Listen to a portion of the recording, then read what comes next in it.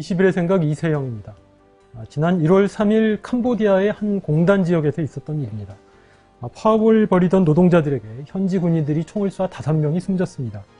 문제는 이날의 총격 사태에 한국 기업이 연루돼 있다는 겁니다.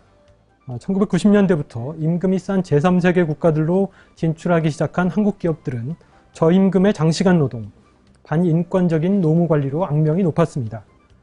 현지 노동자들은 야근, 잔업, 특근으로 뼈 빠지게 일해봐야 한 달에 쥐는 돈은 달랑 우리 돈 15만 원 안팎입니다.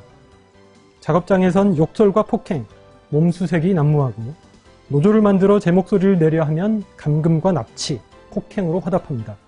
이게 과연 한국 기업들이 목 놓아 떠드는 글로벌 경영일까요? 지금 이 시간도 캄보디아, 방글라데시, 에콰도르, 엘살바도르의 먼지 날리는 침침한 작업장에는 졸음을 쫓아가며 나사를 받고 미싱을 돌리는 이들이 있습니다. 책에서 읽고 노래를 통해서 접했던 우리의 전태일, 우리의 순위가 바로 그들입니다. 지난주 한겨레 20일은 유혈 사태가 빚어진 캄보디아 현지를 취재하고 왔습니다. 이 자리에 한겨레 20일 사진팀 김명진 기자 나오셨습니다. 안녕하세요. 안녕하세요. 네. 현지에서 유혈 사태가 있었던 게 1월 3일인데 지난주 상황은 어떻던가요? 파업에 대한 유혈 사태 있고 난 다음에 많이 진압이 돼가지고 좀 대체적으로 조용한 분위기였습니다. 근데 일단은 카나디안 공단에 가가지고 확인을 했는데 대부분의 노동자들이 아직 돌아오지 않아가지고 공단 복귀율이 50%에 이르지 않는다고 그쪽 노동자들이 증언을 하더라고요. 네. 공단 안에는 아직까지도 공단 경비를 위해서 공수부대에 대터로 된 70여 단 병사들이 아직도 상주를 하고 있고요. 마치 개헌 분위기를 연상시키는군요. 그쪽의 야당과 야당 지지자들이 주로 반정부 시위를 벌였던 곳이 프놈펜 시내 한가운데 있는 민주공원이라는 데가 있었는데 네. 일반 시민들이 10명 이상 모이는 집회를 갖다 금지를 하고 있었거든요. 그래서 14일 날 오전에 통합야당 캄보디아 대표죠? 국당의 네. 성내시 대표에 대한 영장 취집 심사가 있었어요. 그때 같은 경우도 지지자들이 수천 명의 지지자들이 나왔어요. 근데 지지자들이 나오기 전에 그애들이 시위를 할 행동이 10명 이상 모이지 말라고 했기 때문에 네. 9명 이상 모여서 퍼포먼스를 한다든지 그런 식으로 약간 변형해서 시위를 하고 있더라고요. 아직까지도 그러니까 그 시위대와 군인들 간에 약간 긴장 관계가 느껴졌습니다. 네. 현지 노동자들의 임금과 근로 조건이 어느 정도로 열악한 건가요? 한 달에 한 월 평균 임금이 130달러 정도 돼요. 우리 돈 얼마죠, 그러면? 13만 원 좀 넘고 14만 원 좀 안 되는 그 중간 정도니까. 한 달에 14만 원. 14만 원 그 네. 정도 좀 안 되는 네. 그런 돈을 받고 살아가는 거죠. 근데 기본급이 일단 80불이에요. 근데 최근에 이제 노동자들에 대한 임금 인상 요구가 있어가지고 거기에 80불에다가 5달러가 더 추가가 됐어요. 네. 건강수당이라고 해가지고 5달러 더 추가가 됐고 시간당 잔업수당 같은 경우는 우리나라 돈은 50센트. 1,000원도 안 되는. 그 500원 좀 네, 넘는 네. 정도. 기타 이제 보너스라든지 그런 거 네. 포함해가지고 130달러가 됐어요. 근데 130달러를 받아가지고 이 사람들이 생활을 하려면은 일단은 우리나라만 하면 닭장집이죠. 고시촌 비슷한 건데 네. 2평에서 3평 정도 되는 공간이에요. 거의 제대로 된 시설도 안 돼 있고 샤워 시설도 없고 그런 곳인데 그런 곳에서 노동자들이 한 3명에서 5명? 적으면 한 2명 그 정도 살고 있어요. 캄보디아가 특이하게 베트남보다도 물가가 높아요. 그래서 식비로 되게 지출이 많이 돼요. 그리고 여기 노동자들이 우리나라 같이 지방에서 올라온 노동자들 만나서 지방에 있는 식구들에게 이제 송금까지 해주고 나면은 심지어는 돈이 모자라는 경우에는 돈을 빌려서 생활하는 경우까지 있으니까요. 네. 아무리 낮은 임금 때문에 그쪽으로 한국 기업이 갔다고 하지만 그 정도는 참 너무 심하네요. 이번에 가셔서 이 만난 분이 이제 지난 1월 3일 그 시위도 중 총상을 입은 분이죠. 어떤 분인가요? 카나디안 공단 내에 보면은 뱅스랭소 거리가 있습니다. 카나디안 공단 그 앞에 있는 큰 도로인데 그 1월 3일 날 100여 명이 모여가지고 같이 춤을 추면서 노래도 부르면서 이렇게 원을 만들어서 이렇게 평화로운 시위를 하고 있었다고 합니다. 근데 갑자기 트럭 한 10여 대의 공수부대원들이 아무런 그러니까 뭐 사전 경고도 없이 갑자기 몽둥이를 들고 와가지고 이쪽 사람들 갖다 때리기 시작했답니다. 그리고 뭐 연행해가는 사람도 있었고 자기도 어느 순간 갑자기 총알이 그러니까 뭔가 뚫고 지나갔는데 총알을 맞는 순간에는 자기가 맞았는지 안 맞았는지 그것도 몰랐다고 합니다. 잠시 한 몇 분 정도 지나고 난 다음에 갑자기 극심한 고통이 오고 난 다음에 자기가 총알을 맞았는지 알았다고 합니다. 1월 3일 날 총격 사태가 어떻게 시작된 건지. 사실 이제 노동자가 파업할 때 군인들이 출동해서 진압을 하는 경우는 이게 그 계엄 상황이 아니면은 드물잖아요. 1월 2일 날, 그러니까 1월 3일 날 총격 사건이 있기 전에 1월 2일 날 먼저 한국 업체인 약진통상 앞에서, 여기는 이제 그 전에 말한 카나디안 공단, 총격 사건이 있었던 카나디안 공단하고 좀 떨어진 곳인데요. 약진통상에서 이제 노동자들이 시위가 있었습니다. 행진이 있었는데, 그날 행진에 진압에 나선 9.11 공수부대 같은 경우에는 같은 위치에 놓여 있습니다.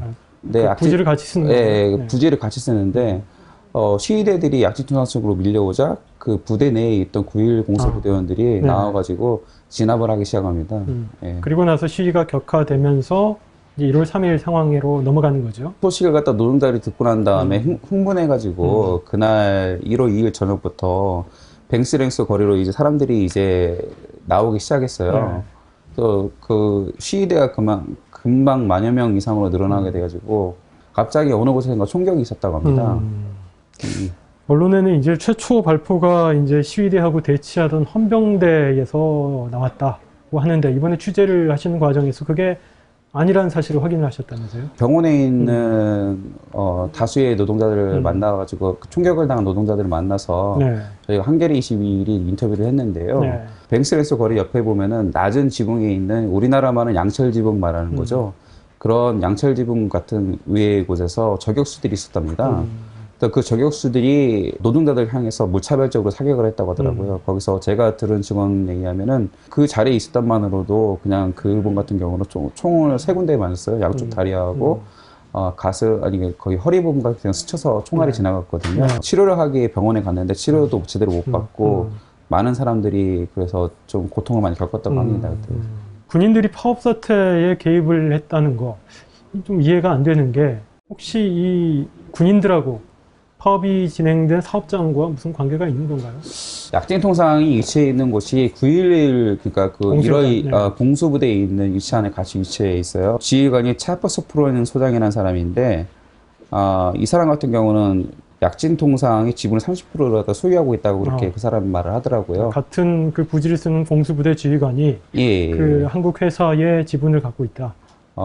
둘이 같이 그 부지를 갖다 공유하고 있고, 그 공수부대원들 중에 대여섯 명씩 지휘관이 지명을 해가지고, 그쪽 그 약진통상의 경비를 맡는 임무까지 하고 있다고 하더라고요. 그 정도로 보니까 되게 긴밀한 관계예요. 그게 그런 것들이. 제가 군 생활을 할 때도 뭐 대민봉사라고 해서 이렇게 마을 어디 가서 이렇게 일해주고 뭐 밥 얻어먹고 하는 건 있었는데, 이건 보면 사실상 국방을 책임지는 군인들이 기업체의 용병 역할을 하고 있는 거네요. 그렇죠. 9.11 부대 같은 경우는 되게 부지가 되게 크거든요. 근데 그 부지에다가 건물을 세워놓고 그 약진통상에서 일하는 사람이 수천 명의 노동자가 있잖아요. 그 안에 건물을 지어놓고 노동자들에게 임대 사업을 했어요.